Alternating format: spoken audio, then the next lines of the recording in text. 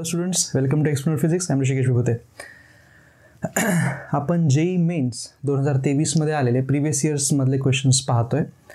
प्रत्येक व्हिडिओमध्ये आपण एक चॅप्टर कंप्लीट करण्याचा प्रयत्न करतोय. या व्हिडिओमध्ये पण आपण अल्टरनेटिंग करंट या चॅप्टरवरती 2023 जेई मेन्समध्ये आलेले क्वेश्चन्स पाहणार आहोत.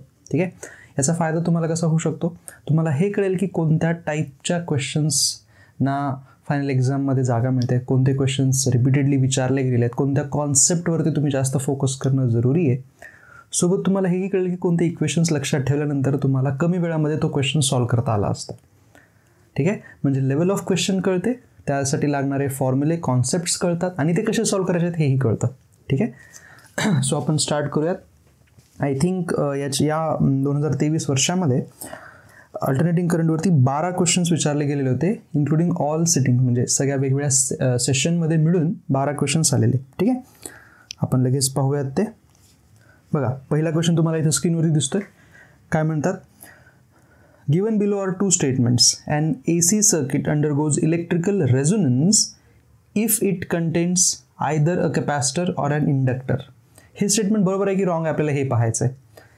इलेक्ट्रिकल रेझोनन्स कधी होत असतो, जेव्हा एक LCR सर्किट असतं आणि त्याच्यामध्ये L आणि C यांचे इम्पिडन्स हे इक्वल होतात तेव्हा.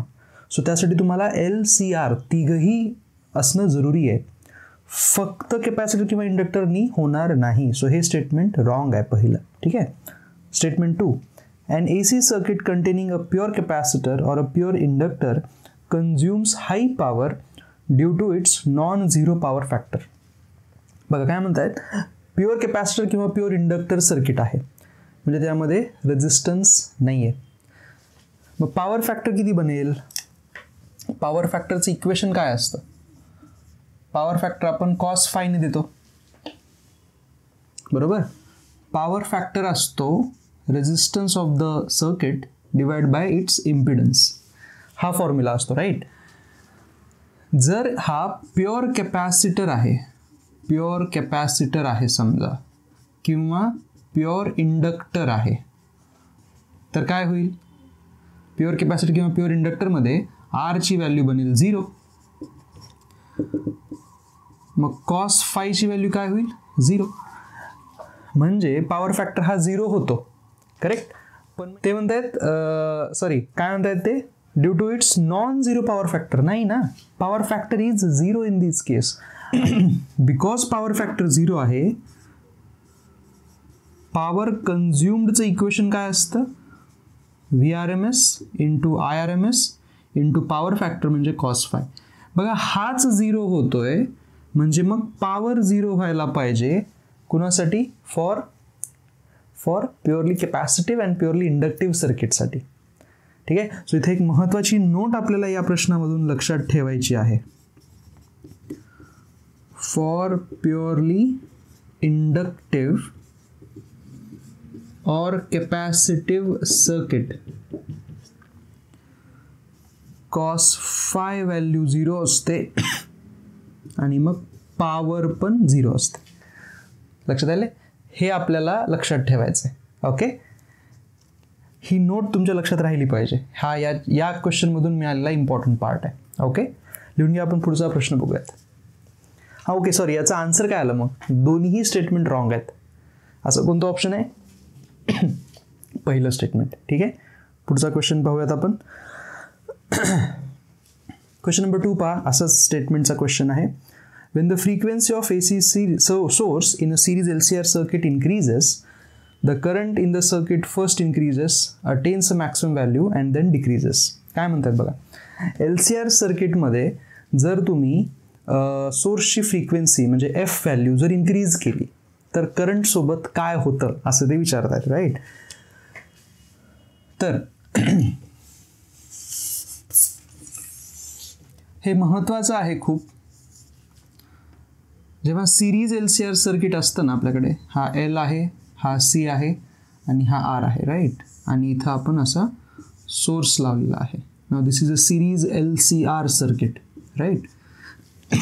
तर याचा जो इम्पिडन्सचा जो इक्वेशन असतं ना, that is R² plus XL minus XC whole square, correct. हे असं इक्वेशन असतं, राईट.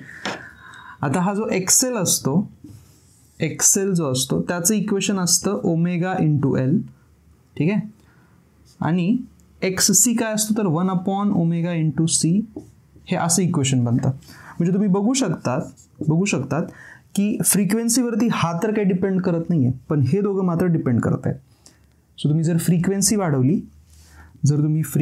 वाढवली तर ओमेगा इंटू एल वाढेल, मात्र ओमेगा इंटू सी कमी होईल. म्हणजे फ्रिक्वेन्सीच्या इन्क्रीज होण्यानं डायरेक्ट आपल्याला म्हणताच येणार नाही की झेड वाढेल किंवा कमी होईल, कारण दोघांचा इफेक्ट आहे इथं. ओके, सो ओव्हरऑल असं पाहण्यात आलेलं आहे. ठीक आहे, मी आता तुम्हाला फायनल आन्सर सांगतो, मी तुमचा जास्त वेळ नाही घेऊ शकत आत्ता, पण रिव्हिजन करतोय. तर झेड आणि फ्रिक्वेन्सी या दोघांचं जर रिलेशन काढायला गेलो आपण इन ग्राफ, तर असं लक्षात येतं की फ्रिक्वेन्सी वाढण्यासोबत झेडची व्हॅल्यू ॲक्च्युली कमी होते, एका पॉईंटला मिनिमम होते आणि परत झेड हा वाढत जातो. म्हणजे हा जो पॉईंट आहे बघा इथं, याला तुमची झेडची व्हॅल्यू मिनिमम होत असते, म्हणजे इम्पिडन्स मिनिमम होत असतो. त्या फ्रिक्वेन्सीला रेझोनन्स फ्रिक्वेन्सी पण म्हणत असतात. Resonance frequency. हा झेड मिनिमम का होतो? कारण या ओमेगा व्हॅल्यूला या दोघांच्या व्हॅल्यू इक्वल होतात. कुणा दोघांच्या? एक्सेल आणि एक्सीच्या व्हॅल्यू इक्वल होतात. मग हे दोघं मिळून झिरो होतात आणि झेडची व्हॅल्यू तेव्हा आर बनते, जी की मिनिमम आहे त्या सर्किटसाठी. कळलं? मग झेड जर मिनिमम होत असेल तर झेड बेसिकली काय? इक्विव्हॅलेंट रेझिस्टन्स असल्यासारखं आहे तो. म्हणजे तर रेझिस्टन्स जर कमी होतोय, मग करंट काय व्हायला पाहिजे? वाढायला पाहिजे, राईट? सो जर करंटचा ग्राफ आपण जर ब्ल्यू कलरमध्ये दाखवला तर तो असा बनत असतो बघा. ठीक आहे, इम्पिडन्सच्या उलटा है ना. सो बरोबर आहे, करंट वाढेल अगोदर, नंतर डिक्रीज होईल. So statement 1 is correct actually, है ना. पुढं काय म्हटलंय? In series LCR circuit the value of power factor at resonance is 1. आता पॉवर फॅक्टर एक विचारतायत रेझोनन्ससाठी. परत एकदा पॉवर फॅक्टरचं इक्वेशन काय होतं सांगा मला? कॉस फाय असतो रेझिस्टन्स अपॉन इम्पिडन्स. पण रेझोनन्सच्या वेळेला आपण काय म्हणलं आत्ता? रेझोनन्सला झेडची व्हॅल्यू मिनिमम असते आणि तीच आर असते. मग असं म्हणता येईल का? ॲट रेझोनन्स झेडची व्हॅल्यूच आर आहे, मग पॉवर फॅक्टर काय होईल? R/R म्हणजे 1 आहे. येस, करेक्ट आहे. ॲक्च्युली हा लक्षात ठेवण्याच्या सगळ्या गोष्टी. ओके, सो दोन्हीही स्टेटमेंट बरोबर आहेत. असा ऑप्शन कोणताही चूज करा. थर्ड ऑप्शन लिहून घ्या. पुढचा प्रश्न बघूयात. थर्ड क्वेश्चन बघा, दिसतो तुम्हाला स्क्रीनवरती. As per the given graph choose the correct representation for curve A आणि कर्व बी. ते म्हणतायत XC हा रिॲक्टन्स आहे कॅपॅसिटिव्हचा, XL हा इंडक्टरचा आहे आणि R म्हणजे इम्पिडन्स आहे प्युअर रेझिस्टिव्ह सर्किटचा. ठीक आहे, झेड म्हणजे टोटल इम्पिडन्स आहे. ठीक आहे, व्हेरी गुड. आपण अगोदर ग्राफ काढून घेऊ. काय म्हटलेलं आहे त्यांनी बघा, 2 ग्राफ आहेत. ठीक आहे, इथं ते म्हणतायत वाय ॲक्सिस म्हणजे इम्पिडन्स घ्या असं सांगतायत ते, आणि एक्स ॲक्सिस म्हणजे फ्रिक्वेन्सी सांगतायत, राईट. पहिला जो ग्राफ आहे ए, तो बघा असा आहे. दिस इज ग्राफ ए. काय दिसतं तुम्हाला इथं? इम्पिडन्स आणि फ्रिक्वेन्सीमध्ये काय रिलेशन आहे? फ्रिक्वेन्सी जशी वाढते तसा इम्पिडन्स काय होतोय? कमी होतोय. असं कधी होईल? फ्रिक्वेन्सी वाढते पण इम्पिडन्स जो आहे तो कमी होईल. हे असं होऊ शकतं की इम्पिडन्स आणि फ्रिक्वेन्सी एकमेकाला कट करा. असं तेव्हा होईल जेव्हा इम्पिडन्स आणि फ्रिक्वेन्सी एकमेकांना इन्व्हर्समध्ये. असं कोणत्या इन्स्ट्रुमेंटसाठी असतं? असं कोणत्या पॅरामीटरसाठी होतं? तर जो XC असतो त्याचं इक्वेशन आहे 1/ωc. हे इन्व्हर्स असतात. म्हणजे हा ए ग्राफ XC ला डिनोट करतोय, राईट. आणि दुसरा ग्राफ बी बघा, स्ट्रेट लाईन आहे. म्हणजे इथं कळतं आपल्याला की ओमेगा आणि हा इम्पिडन्स एकमेकाला डायरेक्टली प्रपोर्शनल आहेत, है ना. असं कुठं असतं? XL ची व्हॅल्यू असते ओमेगा इंटू एल. बघा, हे डायरेक्टली प्रपोर्शनल आहे आणि हा इन्व्हर्सली. म्हणजे बघा, तुम्हाला हे जर इक्वेशन लक्षात नसतील तर हा प्रश्न होणार आहे का? नाही होणार. कळतंय? सो हे असणारा ऑप्शन तुम्ही चूज करा, जे की कोणतं आहे? थर्ड ऑप्शन आहे. ठीक आहे. बरं, जर प्युअरली रेझिस्टिव्ह सर्किटचा इम्पिडन्स सांगायचा असता तर हा एक्स्ट्रा प्रश्न देतो मी ऑब्व्हियसली. तर तो कसा बनेल, याच ग्राफमध्ये जर काढायचा झाला तर रेझिस्टन्स जो असतो, रेझिस्टन्स त्याचा इम्पिडन्स जर काढला किंवा रिॲक्टन्स जर काढला, इट इज सिम्पली आर. तो फ्रिक्वेन्सीवर डिपेंडच करत नाही, इट इज इंडिपेंडेंट. त्याचा ग्राफ असा येतोय बघा, ह्याला आपण ग्राफ सी म्हणू शकलो. सो हा एक जर असता तर त्याला तुम्ही रिॲक्टन्स किंवा impedance of purely resistive circuit असा ऑप्शन चूज करायला पाहिजे. कळलं? ठीक आहे, लिहून घ्या. चौथा प्रश्न बघूयात. क्वेश्चन नंबर 4 बघा, स्क्रीनवरती दिसतोय. 2 स्टेटमेंट परत. Maximum power is dissipated in a circuit containing an inductor, capacitor and resistor connected in series with AC source when resonance occurs. बघा, जेव्हा रेझोनन्स होतो ते म्हणतात मॅक्सिमम पॉवर मिळते. खरं आहे का हे बघूयात आपण. बघा, पॉवरचं इक्वेशन आपण आत्ताच लिहून घेतलं होतं. तुम्ही परत एकदा, तुम्हाला लक्षात येत असेल की हे महत्त्वाचं आहे, तुम्हाला पाठ असलंच पाहिजे. हे असतं पॉवरचं इक्वेशन. ठीक आहे, आता इथं काय आहे बघा, आपण काय करू शकतो, करंटला आपण लिहू शकतो VRMS डिवाइड बाय Z असं करू शकतो. इंटू हा कॉस फाय आहे त्याला लिहू शकतो आपण R/Z. ठीक आहे. नाव यू कॅन सी दॅट पॉवरच्या इक्वेशनमध्ये फ्रिक्वेन्सीवरती डिपेंडेंट जे टर्म आहेत, तुम्ही कोणती गोष्ट बदलू शकतात, फक्त फ्रिक्वेन्सी, बाकी तर कॉन्स्टंट आहे. हे तिघही फ्रिक्वेन्सी इंडिपेंडेंट आहेत. राहिलं फक्त हे, म्हणजे पॉवर ही इन्व्हर्सली प्रोपोर्शनल आहे Z²ला. मग पॉवर आपल्याला मॅक्सिमम करायची आहे. फॉर मॅक्सिमम पॉवर Z काय असला पाहिजे, Z तुमचा मिनिमम असला पाहिजे. आणि मिनिमम Z कधी होत असतो, रेझोनन्सला. आत्ताच क्वेश्चन नंबर 1 मध्ये पाहिलं होतं. Z is minimum at resonance. किती असते झेडची value, Z is R in that case. मग बरोबर आहे, हे स्टेटमेंट बरोबर आहे. मॅक्सिमम पॉवर डिसिपेट होते जेव्हा रेझोनन्स असतो, कारण तेव्हा Z मिनिमम असतो. So first statement is correct. पुढचं स्टेटमेंट काय आहे, maximum power is dissipated in a circuit containing pure resistor due to 0 phase difference between current and voltage. बघा, प्युअर रेझिस्टरला पॉवर ही मॅक्सिमम डिसिपेट होते असं म्हणतायत, कारण त्या दोघांमध्ये फेज डिफरन्स हा 0 असतो. हेही बरोबर आहे, हेही बरोबर आहे. बघा, या इक्वेशनवरूनच तुम्हाला आन्सर भेटू शकतं. मी हे इक्वेशन वापरतोय रेझिस्टिव्ह सर्किटसाठी. फॉर प्युअरली रेझिस्टिव्ह सर्किट, जेव्हा सर्किटमध्ये फक्त रेझिस्टन्स असेल ना, तेव्हा झेडची व्हॅल्यू बनते फक्त R, म्हणजे रेझोनन्सच केस परत व्हायला. ठीक आहे, याचा अर्थ काय होईल, Z आणि R जर इक्वल असतील तर बघा, हे इक्वेशन जर आपण वापरलं पॉवरचं तर काय होईल, VRMS इंटू IRMS. कॉस फायच्या जागी तुम्ही R/Z लिहिणार आहात ना, तर दोघंही Rच आहेत, म्हणजे हे झालं 1. कॉस फायची व्हॅल्यू झाली 1, म्हणजे फाय काय झालं 0 डिग्री. हा फाय म्हणजे काय असतो, it is the phase difference between current and voltage. बरोबर आहे, ओके. तर बिकॉज करंट आणि व्होल्टेजमध्ये फेज डिफरन्स 0चा होता, म्हणून त्यानं जास्त पॉवर कन्झ्युम केली, आणि हे होतं प्युअरली रेझिस्टिव्ह सर्किटमध्ये. हे आपल्याला एक नोट इथून मिळते. मग याचंच एक उलटं स्टेटमेंट पण आपल्याला देता येईल का, असं सर्किट ज्याच्यामध्ये करंट आणि व्होल्टेज याच्यामध्ये जास्त फेज डिफरन्स असेल, मॅक्सिमम फेज डिफरन्स असेल, तिथं पॉवर डिसिपेट होणारच नाही. असे सर्किट कोण असतात, प्युअरली कॅपॅसिटिव्ह आणि प्युअरली इंडक्टिव्ह यांच्यामध्ये फेज डिफरन्स 90चा बनतो बिटवीन करंट अँड व्होल्टेज, म्हणून तिथं पॉवर डिसिपेट होत नाही, 0 पॉवर डिसिपेट होते. सो असे 2 स्टेटमेंट आपल्याला मिळतात. ठीक आहे, आपण ते इथं लिहून घेऊ शकतो का मग नोटमध्ये. For R circuit, purely resistive सर्किटसाठी फेज डिफरन्स 0 डिग्री आहे, त्याच्यामुळं मॅक्सिमम पॉवर डिसिपेट होते. ठीक आहे, पण फॉर एल किंवा सी सर्किट जर असेल, L or C purely purely inductive किंवा कॅपॅसिटिव्ह, तिथं फेज डिफरन्स जातो 90 डिग्रीचा आणि मिनिमम पॉवर जाते, किंवा मिनिममच्या ऐवजी तुम्ही 0 पॉवर जरी लिहिलात तरी चालेल. लक्षात आलं? ठीक आहे, हे नोट लक्षात आली पाहिजे. ओके, लिहून घ्या. पुढचा प्रश्न करूयात.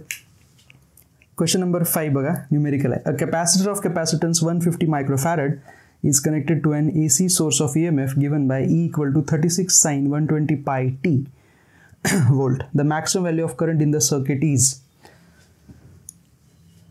Maximum current म्हणजे peak current. Okay.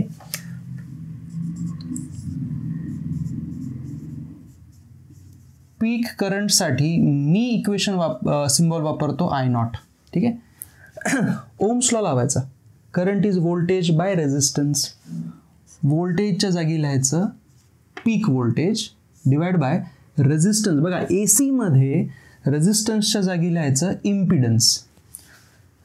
Effective resistance, basically effective resistance. हा सर्किट कसा आहे? It is not LCR or LR or RC. हा आहे प्युअरली कॅपॅसिटिव्ह. बरोबर, प्युअरली कॅपॅसिटिव्ह आहे. मग इथं कॅपॅसिटन्सचा रेझिस्टन्स लिहायचा विच इज XC, ज्याला आपण रिॲक्टन्स म्हणतो. हे खूप महत्त्वाचं. बघा हे कळलं ना, पूर्ण AC कळून जातो, काहीच नाही याच्यामध्ये. ओके. आणि XCची व्हॅल्यू काय असते? XCची व्हॅल्यू मी इथं लिहितो. XC is 1/ωc. मग हा XC जर तुम्ही इथं टाकलात काय होईल? ε0 ओमेगा इंटू C जाईल. आता पीक EMF दिलेला आहे 36. ओमेगा किती आहे इक्वेशनमध्ये? बघा 120 पाय, तोच ओमेगा आहे. आणि कॅपॅसिटन्सची व्हॅल्यू किती आहे? 150 मायक्रोफॅरड. सो 150 इंटू 10⁻⁻⁶ अशा पद्धतीनं आहे. ठीक आहे. तर आपण कॅल्क्युलेटरवरती करूया, थोडा टाईम वाचेल आपला. तर 36 इंटू 120 इंटू 3.14 इंटू 150, हे आन्सर येतं 2034720 इंटू 10⁻⁻⁶ ओहम. आपल्याला कशात दिलेलं आहे? ओ सॉरी, हे ॲम्पियर करंट होतं, मी ओहम का म्हणतो, ॲम्पियर म्हणायला पाहिजे. तर ओके, 1 2 3 4 5 6 हे बघा 2.034 ॲम्पियर असा आन्सर येणार आहे, जे की ऑप्शन आहे डी ऑप्शन. एकदा चेक करा. खूप सोपे प्रश्न आहेत है ना, असेच येतात पुढचे सगळे. ठीक आहे, बघूयात आपण. लिहून घ्या. ओके, पुढच्या प्रश्नामध्ये काही न्यूमेरिकल नाही आहे, मॅच द कॉलम आहेत. बघा पहिलं ऑप्शन आहे AC जनरेटर. AC जनरेटर कसा वर्क करतो आठवतं? त्याच्यामध्ये एक कॉईल असते, त्या कॉईलला मेकॅनिकली फिरवलं जातं है ना, मॅग्नेट्स लावलेले असतात. इलेक्ट्रोमॅग्नेटिक इंडक्शनमुळं EMI याच्या चॅप्टरमध्ये असतो हा, म्हणजे तिथं EMI वापरला जातो. सो एचं ऑप्शन यायला पाहिजे सेकंड. ठीक आहे, असं आहे ऑप्शन ए आणि सी मध्ये. त्यानंतर ट्रान्सफॉर्मर. ट्रान्सफॉर्मरमध्ये काय असतं? कॉईल नंबर 1 कॉईल नंबर 2 असते, त्या दोघांमध्ये इलेक्ट्रिकल कनेक्शन नसतं. EMIचाच हा ही पार्ट आहे, EMIचाच आहे. पण आता बघा ऑप्शन नंबर बीला आपण EMI परत वापरू शकत नाही. पण इथं अजून एक ऑप्शन आहे, तुम्ही जर नीट पाहिला तर म्युच्युअल इंडक्शन. कॉईल 1चं कॉईल 2 मध्ये इंडक्शन व्हायला, so it is a mutual induction phenomenon. So 4 option इथे येऊ शकतो. सो एचं सेकंड आणि बीचं 4 असं एकच ऑप्शन आहे, थर्ड सी. ते तुमचं करेक्ट आन्सर आहे. कळलं? बाकी पुढचे तर आहेतच बरोबर.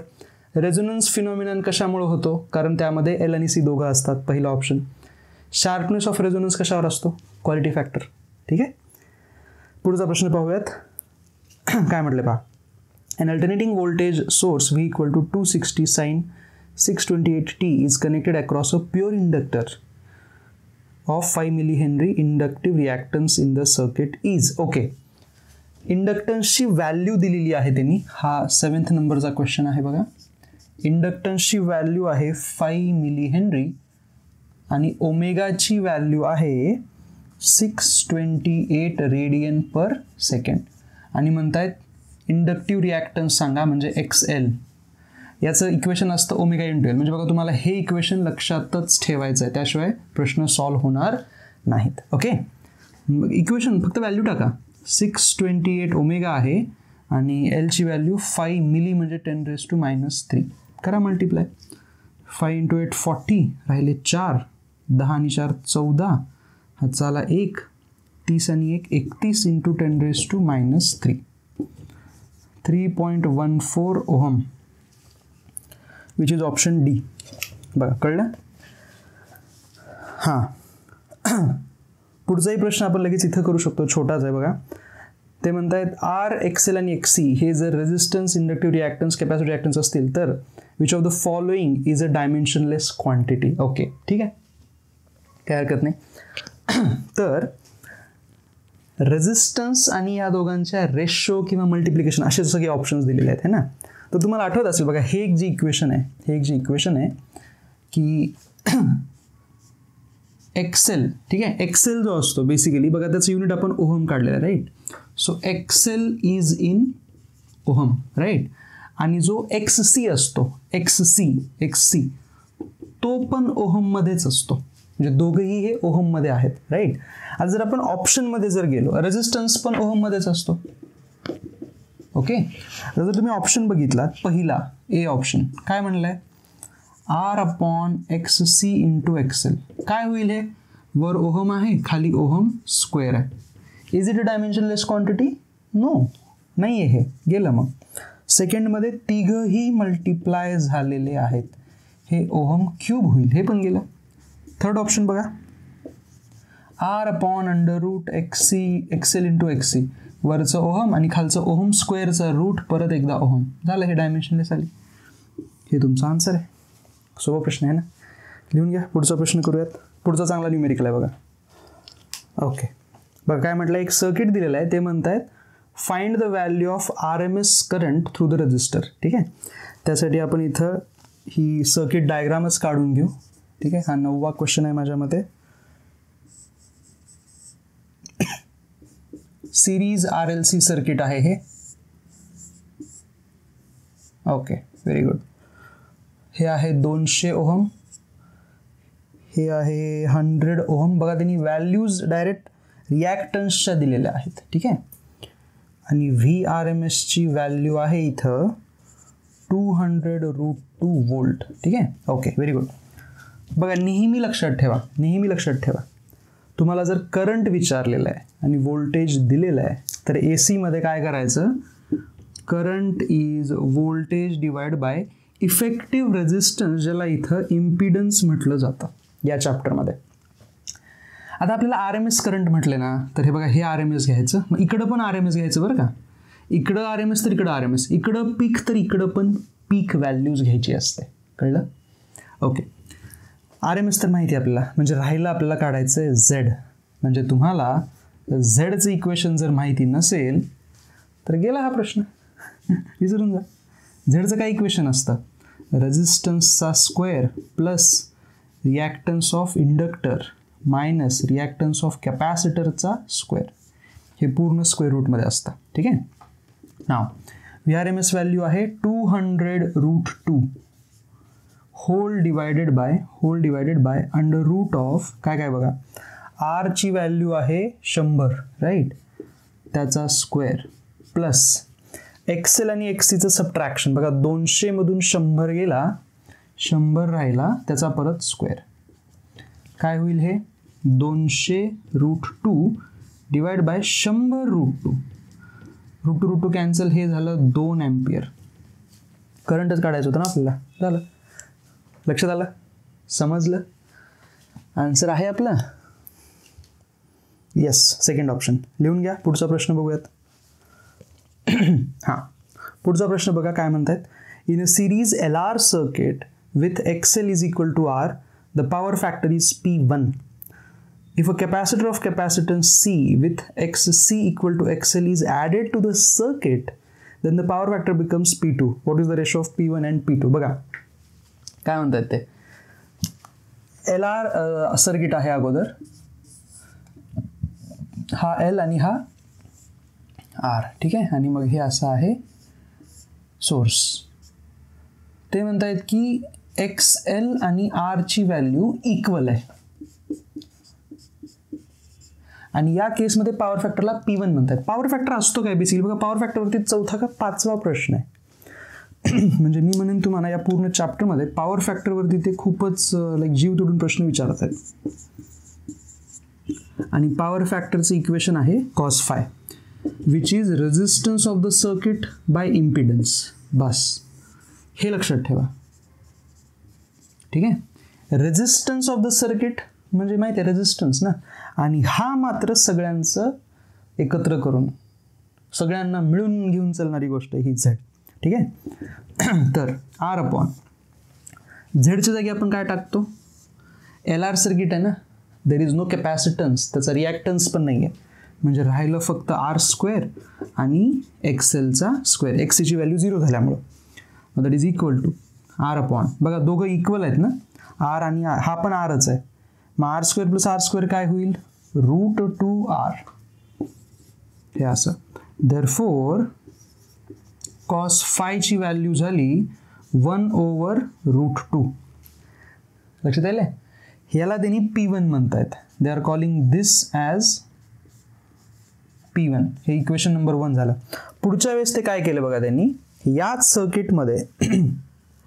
सर्किटमध्ये एक कॅपॅसिटर पण टाकलाय, ज्याची व्हॅल्यू त्याचं रिॲक्टन्स एक्सेलच्या बरोबर आहे, हे असं त्याच सर्किटमध्ये बरं का, बाकी कुणाला कमी नाही आहे केलेलं, एक फक्त ॲड केलं आहे, म्हणजे हा एक्सेल आहे, हा XC आहे आणि हा आर आहे, पण या दोघांची व्हॅल्यू मात्र इक्वल आहे, आणि आर तर ऑलरेडी इक्वल होताच, तिघही इक्वल आहेत. बेसिकली काय फरक पडेल, कॉस फाय तर हाच आहे, पण झेडची व्हॅल्यू आता बदलेल, हे समजून घ्या.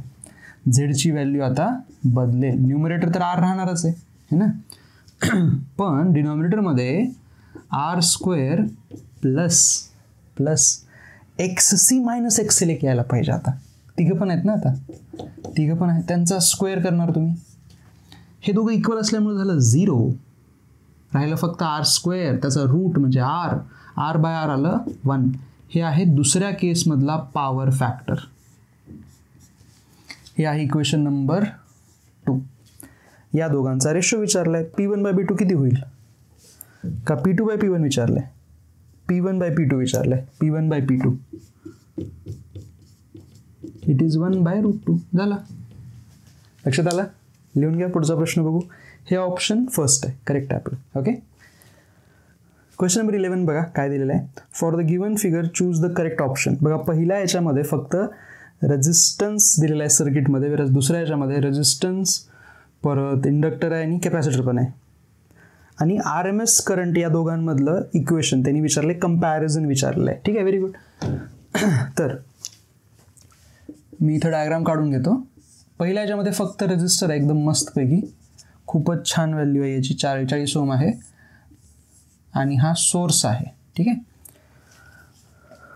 220 वोल्ट आणि 50 हर्ट्झ अशा पद्धतीनं हा दिलेला आहे. ओके, ही RMS व्हॅल्यू असते बरं का, 220 वोल्ट. दिस इज असं कॉमा देऊन दिलं ना, ह्याला RMS घ्यायचं. ओके, त्याच्यानंतर जी दुसरी डायग्राम आहे त्याच्यामध्ये मात्र तिघही आहेत. ठीक आहे, सोर्स अजून पण तितकाच दिलेला आहे, 220 वोल्ट आणि 50 हर्ट्झ. ठीक आहे, रेजिस्टन्स आहे 40, तोच आहे, पण हे जे दोन नवीन आलेले आहेत ते मात्र, एक आहे 50 मिली हेनरीचा आहे इंडक्टर, कॅपॅसिटर आहे मात्र 0.5 मायक्रोफॅरड. Very good. ओके, या दोन केसेसमध्ये येणारे RMS करंट कम्पेअर करायचे आहे. पहिल्या याच्यामध्ये बाकी कुणीच नाही, फक्त सिम्पल रेजिस्टिव्ह सर्किट आहे, तर याचा RMS येईल VRMS विच इज 220/40 येईल. ओके, याच्यामध्ये मात्र थोडी प्रॉब्लेम होईल आता. का बरं, कारण इथं बघा सोर्स तर तोच आहे, हे तेवढंच आहे, रेजिस्टन्समध्ये मात्र आता फक्त डिनॉमिनेटरमध्ये फक्त रेजिस्टन्स लाईन इथं आहेत, इम्पिडन्स लिहावा लागेल, जे की आहे √40चा square plus XL minus XC चा होल स्क्वेअर. ओके, बघा आता इक्वेशन लिहिले आपण, ऑप्शन कसे दिले ते रीड करा. काय म्हणतायत, दोघांच्या RMS करंटमध्ये बी मध्ये म्हणतायत की बीचं जास्त असू शकतं ए पेक्षा, नेहमी इक्वल असायला पाहिजे. सी मध्ये म्हणतायत बी मधलं करंट कधीच जास्त असणार नाही. डी म्हणतायत की रेझोनन्समध्ये बी मधलं करंट ए पेक्षा लहान असेल. बघा आता जेव्हा रेझोनन्स होईल, जेव्हा या सेकंड डायग्राममध्ये रेझोनन्स होईल, तेव्हा ही व्हॅल्यू बनेल 0.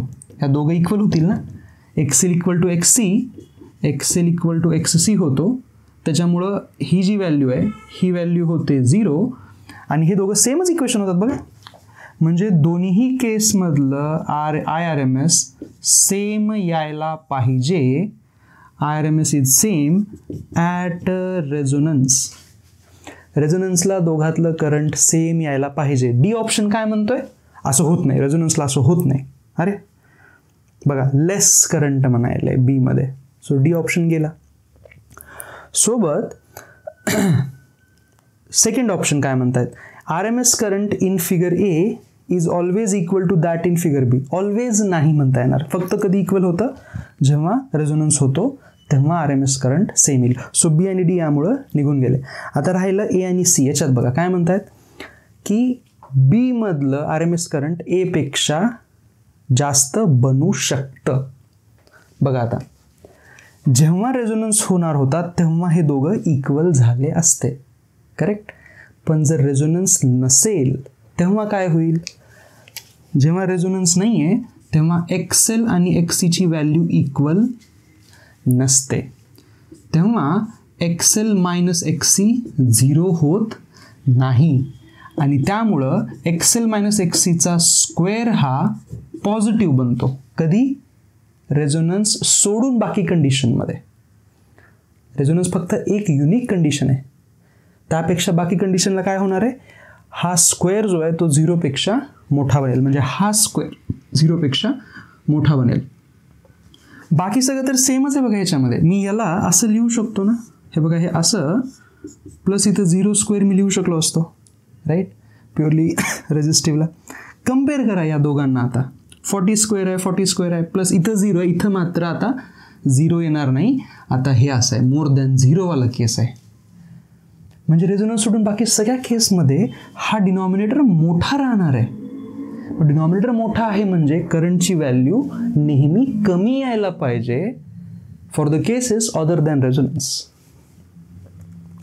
म्हणून ॲक्च्युली काय म्हणता येतं आपल्याला की केस बी मधलं जे RMS करंट आहे हे ए पेक्षा कधीच मोठं होणार नाही. हां, फक्त रेझोनन्सला मात्र इक्वल होईल. आणि हे आहे सी ऑप्शनमध्ये. बघा बरं, कळतंय का तुम्हाला? In B can never be larger than A. Correct. खूप चांगला प्रश्न आहे बरं. काय जास्त सॉल्व काही नाही करायचं, फक्त लॉजिक वापरायचं. ठीक आहे, लिहून घ्या. पुढचा आपला शेवटचा क्वेश्चन आहे 12 number. In LC oscillator, if values of inductance and capacitance become twice and 8 times respectively, then the resonant frequency of oscillator becomes x times its initial frequency omega naught. Then what is the value of x? Okay, ठीक आहे. बघा, initial resonant frequency जी आहे, म्हणजे तुम्हाला आता resonant फ्रिक्वेन्सीचं equation लक्षात राहायला पाहिजे. हे इनिशियल आहे, त्याचं इक्वेशन असतं 1/√LC. हे इक्वेशन असतं, हे पाठ ठेवायलाच पाहिजे तुम्ही. याशिवाय तुम्हाला काहीच करता येणार नाही. ठीक आहे. आता ते म्हणतायत की जी नवीन रेझोनंट फ्रिक्वेन्सी आहे ती आहे ओमेगा, पण ती कुणासाठी आहे? बघा काय काय चेंजेस केलेले आहेत. इंडक्टन्सची व्हॅल्यू ट्वाईस केलेली आहे. इंडक्टन्सची व्हॅल्यू ट्वाईस केलेली आहे आणि कॅपॅसिटन्स हा 8 टाइम्स केलेला आहे. हे असं म्हणजे काय होईल? √16LC होईल, विच इज 1/4 पण 1/√LC काय? ओमेगा नॉट आहे. हे असं झालं. सो हे 1/4 व्हायला पाहिजे. एक्सची व्हॅल्यू 1/4 असायला पाहिजे. कळलं? दिस इज युअर आन्सर. झालं. दिस वॉज अवर लास्ट क्वेश्चन. ठीक आहे. सो आय होप की तुम्हाला इथून कळलं की AC मध्ये कशा टाईपचे प्रश्न विचारले जातात. आणि माझं जे ॲनालिसिस आहे ते असं आहे की पॉवर फॅक्टरवरती मेजर प्रश्न विचारले गेलेले आहेत, रेझोनन्सवरती जास्त प्रश्न विचारले गेले आहेत, रिॲक्टन्स रेझोनन्ससोबत कसा बदलतो, काय होतं त्यासोबत, ह्या सगळ्या व्हॅल्यू. ठीक आहे, समजलं? सो हे सोडून जर तुम्हाला अजून काही AC मध्ये डाऊट्स असतील, you want me to help you with anything, तुम्ही डेफिनेटली मला कमेंट सेक्शनमध्ये लिहून सांगत चला. त्यानुसार मी नवीन व्हिडिओ बनवत जाईन. Thank you very much for watching.